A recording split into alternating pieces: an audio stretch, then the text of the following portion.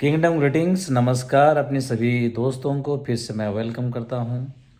Albert Einstein का नाम हम सब कोई जानते हैं। जो कोई फिजिक्स पढ़े होंगे वो उनके बारे में बहुत ही नज़दीकी से जानते होंगे। आ, आइंस्टाइन का थर्ड लॉ हम सब कोई जानते हैं। To every action there is equal and opposite reaction. Albert Einstein एक बार एक ट्रेन में सफ़र कर रहे थे और रास्ते में टीटी आकर उनसे टिकट मांगता है। ट्रेन टिकट एग्जामिनर आके उनसे उनका टिकट मांगता है और आइंस्टाइन देखते हैं कि उन्होंने टिकट को किस जेब में रखा। वो अपने कोट पैकेट में ढूंढते हैं, पॉकेट में ढूंढते हैं, अपने पैंट पॉकेट में ढूंढते हैं, अपने सीट के पीछे ढूंढते हैं, उनको कहीं नहीं मिलता। तो उनका ये हालत देखकर टीटी जो उनको जानता है कि वो कौन है, वो कहता है कि डॉक्टर आइंस्टाइन आप परेशान ना हो, आपने ज़रूर टिकट खरीदा होगा। और यह कहकर वो टीटी आगे निकल जाता है। और कुछ समय के बाद टीटी फिर से जब मुड़ के देखता है तो देखता है कि आइंस्टाइन अपने घुटनों पे आ गए हैं और सीट के नीचे यहाँ वहाँ वो अपनी टिकट को ढूंढ रहे हैं। फिर वो नज़दीक आके उनसे कहता है कि सर आप क्यों परेशान हो रहे हैं, मैं आपको जानता हूँ कि आप कितने महान व्यक्ति हैं और निश्चित ही आपने ट्रेन का टिकट खरीदा होगा। आप व्यस्त ना हो, मुझे आपका टिकट देखना नहीं है। लेकिन उसको आइंस्टाइन जवाब देते हैं कि अरे मैं जानता हूँ कि मैं कौन हूँ, पर ये नहीं जानता हूँ कि मुझे कहाँ जाना है। ये आपको एक जोक लग सकता है। एक जीनियस इंसान जो साइंस की बहुत सारी खोजों को निकाले और उनको पता नहीं था कि वो ट्रेन में कहाँ सफ़र कर रहे हैं।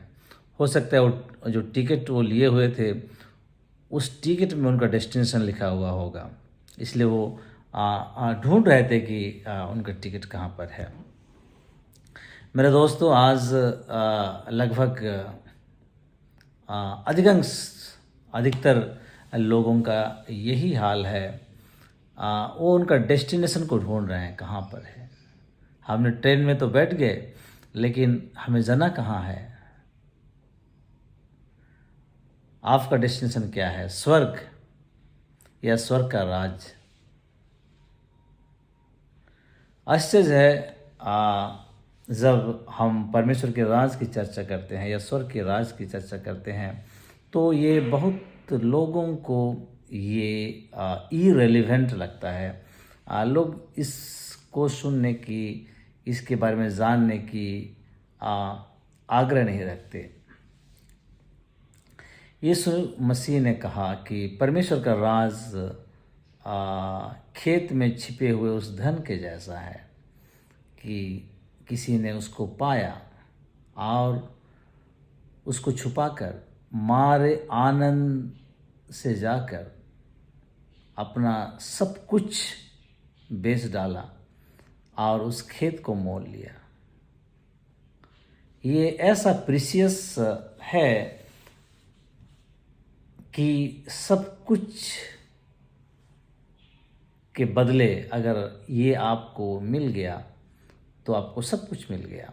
इसलिए यीशु मसीह ने कहा पहले तुम परमेश्वर के राज्य और परमेश्वर की धार्मिकता की खोज करो पहले, बाकी सब वस्तुएं तुम्हें मिल जाएंगे। आज हमारा सांसारिक खोज क्या है, क्या हम ढूंढ रहे हैं?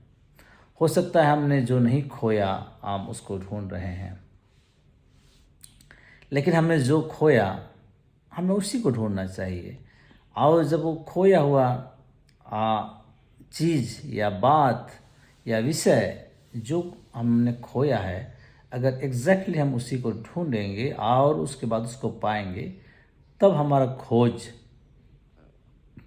सफल हो सकता है। लेकिन आज हमें ये नहीं पता कि हमने क्या खोया है। हमने धर्म नहीं खोया। We have not lost any religion. Adam had not lost any religion in the Garden of Eden. आज हम कहीं ना कहीं भटक गए हैं, अपने लक्ष्य हमें मालूम नहीं। आज बहुत सारे लोगों का ये कॉमन सोच है, शिक्षा है कि वो सोचते हैं कि हमें मरने के बाद स्वर्ग को जाना है।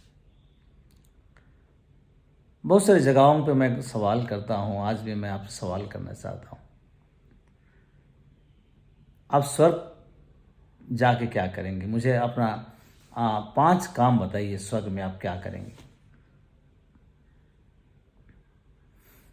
लेकिन अगर हम बाइबल को स्टडी करेंगे तो पृथ्वी पर, जगत में हमारा काम डिफाइन है। परमेश्वर ने कहा सारे जगत में जाकर सारे जातियों के लोगों को सुसमाचार सुनाओ। जो शिक्षा मैंने दिया है वो शिक्षा उन्हें बताओ। पिता पुत्र पवित्र आत्मा के नाम से बपतिस्मा दो।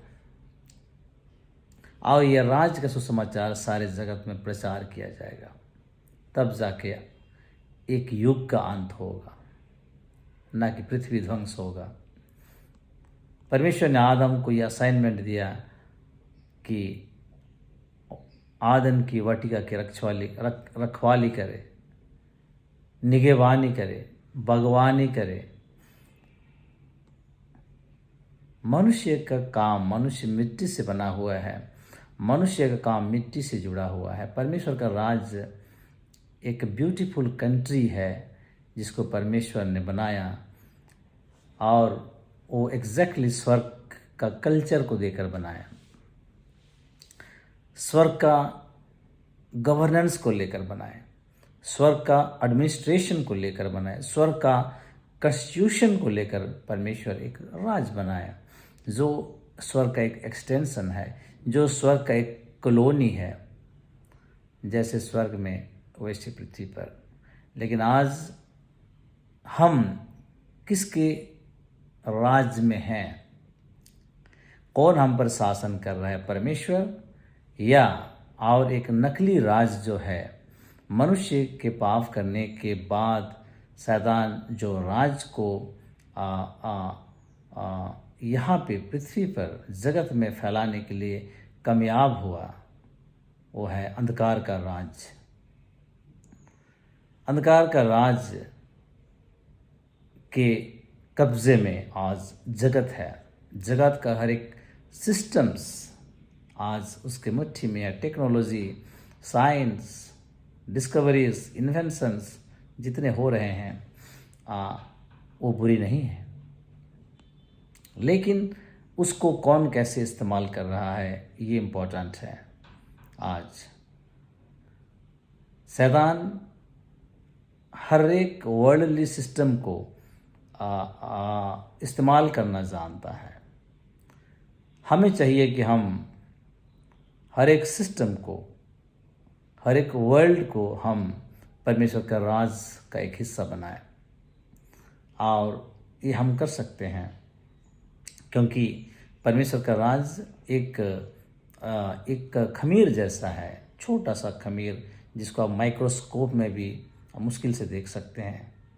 लेकिन वही छोटा सा खमीर को अगर आप आटे में मिला देंगे तो वो पूरे आटे को खमीर बना सकता है, स्मॉल पार्टिकल। तो परमेश्वर का राज ऐसा है। परमेश्वर का राज एक स्पिरिचुअल किंगडम है, लेकिन रियल किंगडम है।